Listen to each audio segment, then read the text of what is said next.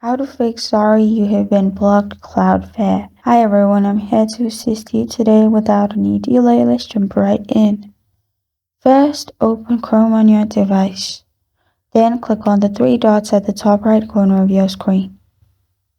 After you click on the three dots, in here, simply scroll down and click on Settings.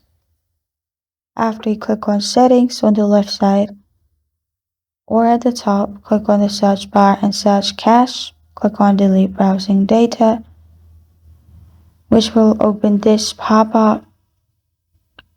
In here, only select Cached Image and Files and click on More at the top. Then select All Time. Press on Delete Data at the bottom.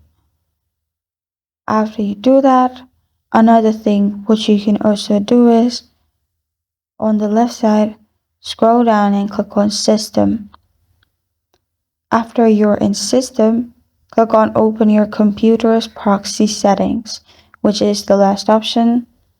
And if any VPN is connected, make sure you turn it off from here.